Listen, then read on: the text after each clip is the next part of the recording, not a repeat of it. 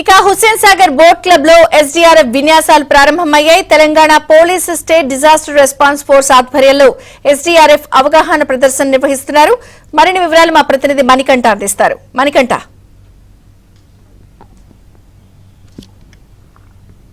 Telangana police శాఖ ఆధ్వర్యంలో SDRF సిబ్బంది హుస్సేన్ సాగర్ లో బోట్ క్లబ్ వద్ద విన్యాసాలు అయితే ప్రదర్శిస్తూ ఉన్నారు.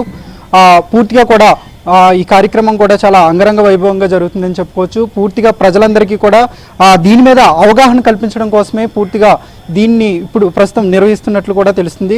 గతంలో వరదలు ఏర్పడినప్పుడు అలాగే భారీ వర్షాలు ఏర్పడినప్పుడు కూడా ఎక్కువ మొత్తంలో ప్రాణ నష్టం జరిగేది, అలాగే ఆస్తి నష్టం కూడా పూర్తిగా కూడా జరిగేది. ఈ క్రమంలోనే అయితే అప్పట్లో కేవలం ఫైర్ సిబ్బంది లేదంటే డిఆర్ఎఫ్ సిబ్బంది మాత్రమే పాల్గొనేవారు. దీనికి ఎన్డీఆర్ఎఫ్ సిబ్బంది కూడా వచ్చేవారు. గతంలో కూడా 2024లో భారీ స్థాయిలో 2 తెలుగు రాష్ట్రాల్లో వర్షాలు కూడా కురిచాయి. ఆ సమయంలో తెలంగాణలో ఏవైతే నదీ పరివాహక ప్రాంతాలు ఉంటాయో ఆ ప్రాంతాల్లో పూర్తిగా కూడా వరదలు తీవ్రంగా వచ్చాయి. వర్షాలు కూడా తీవ్రంగా పడడంతో భారీగా ప్రాణ నష్టం, ఆస్తి నష్టం జరిగింది. దీన్ని అరికట్టడానికి తెలంగాణ పోలీస్ శాఖ ఆధ్వర్యంలోనే ఎస్డీఆర్ఎఫ్ మొత్తం 1000 మందితో 10 టీంలను ఏర్పాటు చేశారు. ఈ టీంలంతటికీ కూడా దేశంలో ఉన్న వివిధ ఎన్డీఆర్ఎఫ్ సెంటర్లో కూడా పూర్తి స్థాయిలో ట్రైనింగ్ ఇచ్చారు. ఇందులో మొత్తం 1000 మంది ఉంటారు. వీళ్ళందరినీ కూడా 10 యూనిట్లుగా అయితే విభజించారు. హైదరాబాద్లో వరదలు వచ్చినప్పుడు అలాగే వర్షాలు వచ్చినప్పుడు కూడా తీవ్ర స్థాయిలో ఏమైనా పనులు చేయాలనుకున్నా లేదంటే సహాయక కార్యక్రమాలు చేపట్టాలన్నా పూర్తిగా కూడా ఆటంకం కలుగుతుంది.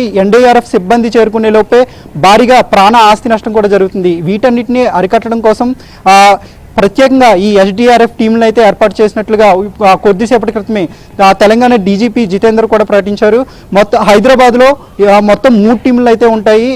కొండాపూర్ అలాగే కొండాపూర్తో పాటు ఇబ్రహీంపట్నం, యూసఫ్గూడలో ఈ టీంలంతా కూడా ఉంటాయి. ఎలాంటి ప్రతికూల పరిస్థితులు ఏర్పడినా, వరదలు వచ్చినా లేదంటే వర్షాల వల్ల ముప్పు ఏర్పడినా వెంటనే కూడా ఎన్డీఆర్ఎఫ్ సిబ్బంది ఇచ్చే ఏ విధంగా సేవలు అందిస్తారో అదే స్థాయిలో పూర్తిగా ఎస్డీఆర్ఎఫ్ సిబ్బంది కూడా పూర్తిగా కూడా సేవలు అందించడానికి సిద్ధంగా ఉన్నామంటూ కూడా ఇప్పటికే ప్రకటించారు. దీంతోపాటు తెలంగాణలో గతంలో భారీగా వర్షాలు కురిసినప్పుడు భారీగా ఆస్తి నష్టం కూడా జరిగింది. ఈ క్రమంలో ఎక్కువగా ప్రాణ నష్టం కూడా జరుగుతుండడంతో ప్రత్యేకంగా దేశంలో 3 నగరాల్లో చెన్నై అలాగే నాగపూర్, దీంతోపాటు మహారాష్ట్రలో ప్రత్యేకంగా ఉన్న యూనిట్లలో వీరికి అందరికీ కూడా ట్రైనింగ్ ఇచ్చారు. 10 యూనిట్లలో మొత్తం 3 యూనిట్లు హైదరాబాద్లో ఎప్పుడైనా సరే ఏ సమయంలో అయినా సరే సేవలు అందించేందుకు సిద్ధంగా ఉంటాయి.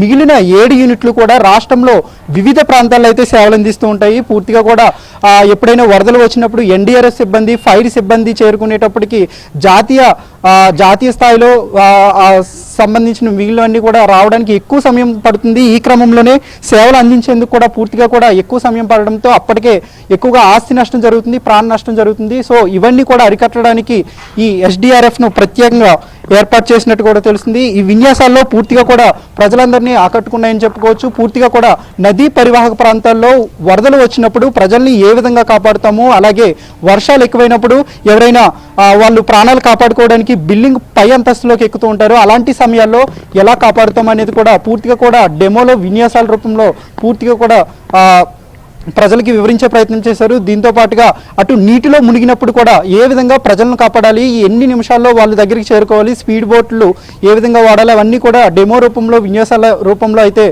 తెలియజేసే ప్రయత్నం చేశారు. ఇదంతా కూడా అటు ఎన్డీఆర్ఎఫ్ స్థాయిలోనే పూర్తిగా ఎస్డీఆర్ఎఫ్ సిబ్బంది కూడా పూర్తిగా ట్రైనింగ్ పొందారు కాబట్టి రాబోయే వర్షాకాలానికి పూర్తిగా కూడా ఈ టీంలన్నీ కూడా సిద్ధంగా ఉన్నాయంటూ కూడా తెలంగాణ డీజీపీ